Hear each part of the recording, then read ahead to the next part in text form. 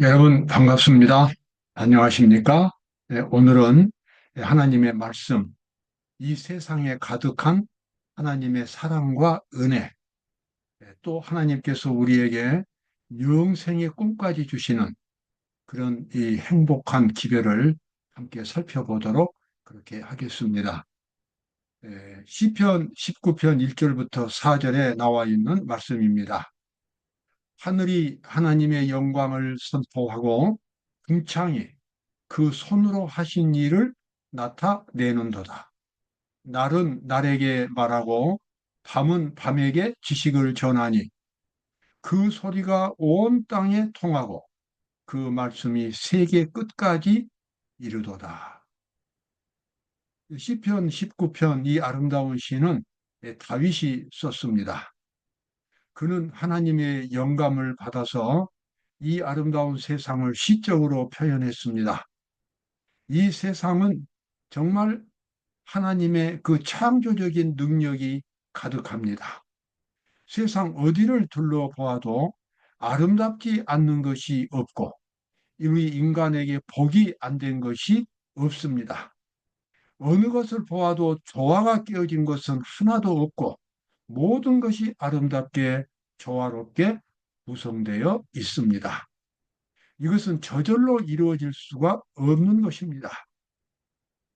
전능하신 하나님이 아니라면, 창조주가 아니라면 이와 같은 창조물은 존재할 수가 없고, 또 그 창조주께서 영원한 우리 인간이다 헤아릴 수 없는 깊고도 오묘한 사랑을 갖고 있지 않다면 이렇게 우리에게 편리하고 축복이 되는 이러한 피조물들이 이 세상에 있을 수가 없습니다. 우리가 눈을 들어서 우리 삶을 이렇게 돌아본다면 우리가 생활하는 것, 우리의 생명 자체, 이 세상에 있는 어떤 인간 관계들, 그 모든 것들 속에 우리가 다 헤아릴 수 없는 하나님의 극진한 사랑이 그곳에 있다는 것을 우리가 알게 됩니다. 이 세상은 창조주 하나님의 사랑과 축복이 가득한 곳입니다. 우리 몸 하나의 이 구성만 보아도 얼마나 신비하고 조화롭게 만들어져 있는지 인간의 과거로도 다 파악할 수가 없습니다. 시편에서 다윗은 바로 그것을 노래합니다. 하늘이 하나님의 영광을 선포하고, 자, 하늘, 정말 이 무한대의 하늘, 이곳에 우리는 전능하신 하나님의 사랑과 또 그 능력을 볼 수가 있습니다. 궁창은 또 스카이입니다. 대기층입니다. 대기층에 있는 수많은 그 같은 이 새들, 푸른 하늘, 하얀 공기, 맑은 또 햇살, 이러한 모든 것들이 하나님이 하시는 일을 나타냅니다. 하늘이 하나님의 영광을 선포하고 궁창이 그 손으로 하신 일을 나타내는도다. 날은 날에게 말하고 밤은 밤에게 지식을 전하니 그 소리가 온 땅에 통하고 그 말씀이 세계 끝까지 이르도다. 우리는 이 아름다운 세계를 보면서 이 아름다운 세상을 창조하신 하나님 그분을 바라볼 수 있습니다. 그분의 사랑을 확신할 수 있고 그분의 능력도 확신할 수 있습니다. 우리의 가장 고귀한 자신의 생명을 우리는 그분에게 안심하고 맡길 수가 있는 것입니다. 왜냐하면 그분은 사랑이시고 전능하신 분이시기 때문입니다. 또 이어서 계속 찬송을 하지요. 하나님이 해를 위하여 하늘에 장막을 베푸셨도다. 해는 그 방에서 나오는 신랑과 같고 그 길을 달리기 기뻐하는 장사 같아서 하늘이 끝에서 나와서 저 끝까지 운행하며 이 해가 지구에 우리가 동쪽에 해가 떠서 서편에 해가 지기까지 그 일어나는 모든 광경들 이것은 사실 과학 그것을 초월한 하나의 신비입니다. 어떻게 동쪽에서 떴던 해가 서편에 질 수 있고 그 다음날 또 동편에서 또 해가 뜨고 달은 또 지구 주변을 돌고 있고 여기서 한 치의 착오라도 생긴다면 지구나 달은 그대로 무너지고 말 것입니다. 정말 창조주의 능력이 아니면 이와 같은 자연계의 운행은 존재할 수가 없습니다. 우리는 그러한 아름답고 행복한 세상 속에서 지금 살고 있는 것입니다. 자, 이와 똑같은 사실이 마지막 때에 살고 있는 우리 이 인류에게 하나님께서 특별히 강조하셨습니다. 요한계시록 14장 7절에 보면 세 천사의 기별 가운데 첫 번째 천사가 이렇게 외치고 있습니다. 그가 큰 음성으로 가로되 하나님을 두려워하며 그에게 영광을 돌리라. 이는 그의 심판하실 시간이 이르렀음이니 하늘과 땅과 바다와 물들의 근원을 만드신 이를 경배하라 하더라. 이 마지막 때 하나님의 심판이 하늘에서 진행되고 있습니다. 그래서 하나님께 영광을 돌린다고 하는 것은 사람이 자기 속에 하나님의 형상을 간직하는 것을 의미합니다. 사람들은 다른 사람에게서 하나님의 모습이 나타날 때 그 사람을 존경하고 그 사람은 사람들 앞에서 하나님께 영광을 돌릴 수가 있습니다. 마지막 때 하나님의 심판이 진행되는 이 지구 역사의 마지막 시점에서 모든 사람들에게 주신 하나님의 기별은 심판에 대한 기별입니다. 그래서 매일매일 하나님의 심판을 경험하면서 자기 자신을 하나님께 온전히 맡기는 사람은 마지막 환란을 통과하고 구원에 이르게 될 것입니다. 그런데 여기 하늘과 땅과 바다와 물들의 근원을 만드신 이를 경배하라. 마지막 때 모든 것이 물질주의로 흐르는 이 세속화된 이 세상에서 창조주 하나님을 경배한다고 하는 것, 창조주 하나님을 기억한다고 하는 것은 이것은 최고의 지혜가 됩니다. 왜냐하면 그 창조주 하나님께서 우리 죄인들을 죄로부터 구원하실 수 있기 때문에 그렇습니다. 물질 만능주의, 세속주의는 그곳에 도덕이 없습니다. 희망도 없습니다. 그러나 하나님을 우리가 사람이 하나님을 만나고 하나님을 알게 된다면 또 그분에게 모든 것을 맡길 수 있다면 그 사람의 인생은 근본적으로 큰 변화를 경험하게 되는 것입니다. 내가 산을 향하여 눈을 들리라. 나의 도움이 어디서 올꼬? 나의 도움이 천지를 지으신 여호와에게서로다. 어떤 우상을 숭배하지 않고 인간이 만든 철학이나 신학을 신봉하지 않고 오직 이 세상을 만드신 하나님을 창조하고 하나님을 경배하는 것, 창조하신 하나님을 진심으로 마음속에 의지하는 것, 이것은 사람에게 있어서 최고의 지혜가 되는 것입니다. 내가 산을 향하여 눈을 들리라. 나의 도움이 어디서 올꼬? 나의 도움이 천지를 지으신 여호와에게서로다. 사람이 이 세상에 살다가 창조주 하나님을 깨닫게 되는 것, 그리고 창조주 하나님을 만나게 되는 것, 그것은 그 사람에게서 모든 것을 갖도록 만들어주는 최고의 복이 되겠습니다. 왜냐하면 사람은 하나님을 가짐으로써 모든 것을 가질 수 있지만 하나님을 잃어버림으로써 모든 것을 다 잃어버리게 됩니다. 왜냐 그러면은 자기 자신만 남기 때문에 그렇습니다. 자기 자신은 무엇입니까? 하나의 죄인일 뿐입니다. 죄의 속성에 물들어져서 그에게는 영원한 세상과 영원한 생명이 없습니다. 백성 중 우준한 자들아 너희는 생각하라. 무지한 자들아 너희가 언제나 지혜로울꼬. 귀를 지은 자가 듣지 아니하시랴. 눈을 만드신 자가 보지 아니하시랴. 자, 사람은 우상을 만들기를 좋아합니다. 자기가 신을 만들어 놓고 자기가 경배하는 것이 우상입니다. 여러분, 거기에 희망이 있겠습니까? 희망이 없습니다. 우리의 희망은 오직 이 모든 것을 창조하신, 만물을 창조하신 하나님에게만 우리의 영원한 희망이 있기 때문에 우리는 바로 그분을 마음속에 모셔야 하는 것입니다. 자, 아름다운 세상을 창조하신 이 하나님, 바로 그분을 이제 찬양한 다윗은 다시 두 번째 아주 중요한 이 하나님의 속성을 찬양합니다.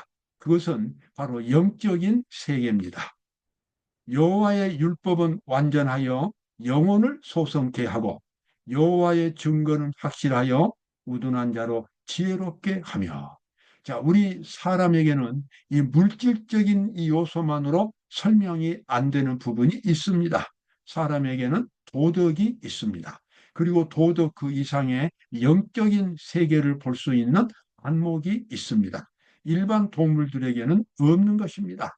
사람은 물질이 다 채워진다고 해서 행복할 수 없습니다. 사람이 원래 하나님의 형상으로 창조되었기 때문에 사람은 영원을 사모합니다. 그리고 이 과거의 깊은 역사를 궁금하게 생각합니다. 이 우주가 어떻게 이렇게 존재하였는지에 대해서도 궁금하게 생각합니다. 사람에게는 영원한 생명이 주어지지 않는 한 그에게는 만족함이 없습니다. 그래서 하나님께서 우리에게 영적인 세계를 성경 말씀을 통하여 보여주셨고 예수 그리스도를 통하여 영원한 생명을 우리에게 약속해 주셨습니다. 자, 여호와의 율법은 크게 보면 하나님의 말씀입니다. 하나님의 말씀은 완전하여 영혼을 소성케 하고 그러니까 하나님의 말씀을 통해서 우리는 영원한 세계를 볼 수 있습니다. 하나님의 말씀, 성경의 지식을 통해서 우리 인간의 마음 속에 하나님의 거룩한 사상이 들어올 수 있습니다. 하나님의 약속이 성취될 수 있습니다. 사람이 하나님의 말씀을 받아들이면 하나님의 능력이 역사하게 되고 그에게 새로운 생명이 탄생하게 됩니다. 우리는 그것을 하나님의 의라고 부르고 그래서 그것을 우리가 선물로 믿음으로 받기 때문에 믿음으로 말미암은 의라고 말합니다. 우리 죄인이 영생을 얻는 데 있어서 오직 믿음으로 하나님께로부터 받을 수 있는 것 바로 그것이 영생의 선물이 되겠습니다. 여호와의 증거는 너무도 확실합니다. 이 세상 어디를 보아도 창조주 하나님이 만드셨다는 것과 하나님이 이 세상을 지키신다는 사실을 우리는 분명하게 알 수 있습니다. 그래서 우둔한 자로 지혜롭게 합니다. 하나님을 깨닫게 되면 사람의 지각이 뚫리게 됩니다. 그리고 이제 사람 정신 속에 양심이 새로워지고 모든 것을 분별할 수 있는 영적인 감각이 새롭게 만들어집니다. 바로 성령 하나님께서 그렇게 역사하시기 때문에 그렇습니다. 그래서 우리는 말씀을 통하여 하나님을 볼 수 있고 성경 말씀을 통하여 하나님과 대화할 수 있습니다. 그리고 성경 말씀을 통하여 영원한 세상을 볼 수가 있습니다. 그리고 또한 우리는 이 세상에서 이 아름다운 세상 속에서 하나님을 발견할 수 있습니다. 여호와의 교훈은 정직하여 마음을 기쁘게 하고 여호와의 계명은 순결하여 눈을 밝게 하노라. 여호와의 교훈은 정직합니다. 그래서 늘 사람의 양심 속에 말합니다.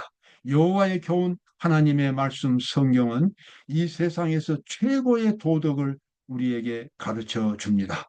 이 세상의 어떤 종교도 성경의 종교만큼 성경의 교훈만큼 그렇게 위대하지 않습니다. 특별히 신약 성경에 나오는 산상보훈은 하늘의 법이 이 세상에서 선포된 것입니다. 사람이 만약에 산상보훈의 정신, 예수님께서 가르치셨던 그 성경의 정신을 그대로 갖고 있다면 그는 이 세상에서 위대한 사람이 될 수 있고 그리고 사람들로부터 존경받는 사람이 될 수가 있습니다. 그의 정신은 이제 맑아지고 그는 영적인 안목을 갖게 되고 그래서 이 세상 이외에 그 너머에 있는 영원한 세상을 바라볼 수 있게 됩니다. 여호와를 경외하는 도는 정결하여 영원까지 이르고 여호와의 규례는 확실하여 다 의로우니 금곧 맞는 정금보다 더 사모할 것이며 꿀과 송이꿀보다 더 달도다.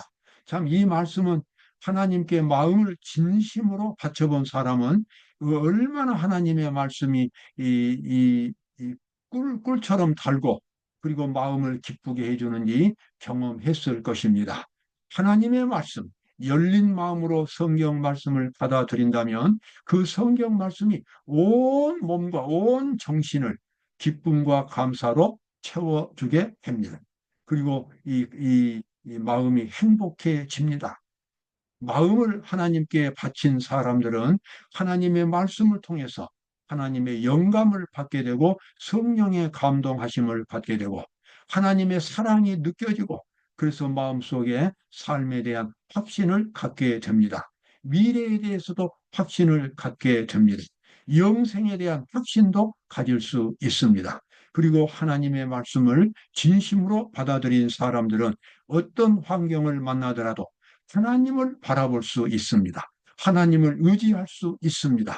그리고 하나님께서 그 모든 어려움, 고통들을 넘어서서 영생의 길로 인도하신다는 사실도 알고 있습니다. 그래서 하나님의 말씀은 이 세상에서 가장 위대하고 고상한 교훈이 되겠습니다. 사람이 그리스도께 굴복할 때에 새로운 능력이 새 마음을 점령한다. 사람이 스스로는 성취할 수 없는 변화가 일어난다. 인간의 본성에 초자연적인 요소를 가져다 주는 것은 초자연적인 역사이다. 예. 예수님은 니고데모라는 사람을 만났을 때에 거듭나라고 말씀하셨습니다. 사람이 거듭나지 아니하면 하나님 나라를 볼 수 없느니라. 자연 상태 속에서 천국에 갈 수 없고 영생을 받을 수 없습니다. 천국에 가기를 원한다면 그리고 영생을 원한다면 반드시 다시 한번 태어나야 합니다. 다시 한번 태어나는 그 기초가 되는 것은 하나님의 말씀입니다. 사람이 하나님의 말씀 속에 들어있는 그 거룩한 하나님의 사상, 하나님의 정신을 깨달을 때에 그것을 그리고 그것을 받아들일 때에 근본적으로 새로운 생명이 탄생하게 됩니다. 예수님은 이것을 거듭남이라고 말씀하셨습니다. 자신의 마음을, 자신의 삶을 그대로 주님께 바쳐본 사람은 어떠한 변화가 속에서 일어나는지를 반드시 경험하게 되는 것입니다. 사람이 그리스도께 굴복할 때에 새로운 능력이 마음을 정명합니다. 그래서 인간의 능력으로는 만들 수 없는 생명의 변화가 그 속에서 일어나게 되는 것입니다. 그래서 본인 스스로 깨닫습니다. 아, 이것이 영생이구나. 아, 이것이 구원이구나. 아, 이것이 믿음이구나. 이 똑같은 사람인데도 그 속에서 하나님이 주시는 영감, 하나님이 주시는 영적인 감각이 살아나기 때문에 그 사람은 늘 하나님과 함께 생활할 수 있고 하나님과 동행할 수 있고 눈을 들어서 먼 미래 영원한 천국까지도 바라볼 수 있는 그런 사람으로 변합니다. 자, 행복한 구원. 자기 허물을 능히 깨달을 자 누구리요? 나를 숨은 허물에서 벗어나게 하소서. 자, 우리가 이렇게 하나님을 믿고 생활할 때에 늘 우리가 투쟁을 해야 되는 것은 자기 자신이 자기에게 가장 큰 원수가 된다고 하는 것입니다. 왜냐 그러면은 원래의 자기 자신은 하나님의 법을 싫어합니다. 영생도 거절합니다. 그런데 자기가 그 원래의 자기 자신을 뒤로 하고 하나님을 선택했어요. 그러면 그 다음에 원래 있던 자기 자신이 새로 태어난 자기 자신을 향하여 끊임없이 공격을 하게 됩니다. 그래서 우리 그리스도인들은 늘 자기 자신과 싸워야 합니다. 사도 바울이 간증한 대로 내가 그리스도와 함께 십자가에 못 박혔나니, 십자가에 못 박혔다 그러면은 더러운 자기 자신이 그리스도의 거룩한 정신 속에서 침몰했다는 이야기입니다. 익사했다고 하는 이야기입니다. 그래서 이제는 이기심의 그 뿌리인 자기 자신이 아니라 이제는 이타적인 거룩한 사랑의 정신을 가진 예수 그리스도의 정신으로 자기가 새롭게 태어나게 된 것입니다. 자, 그와 같은 상황 속에서 이제 새롭게 살아가는데 끊임없이 옛날에 죽었던 자아가 도전을 해옵니다. 그래서 그것을 아주 조심하고 그것이 살아날 때마다 늘 그리스도의 사랑의 정신으로 그것을 묵살해버리고 압사시켜야 합니다.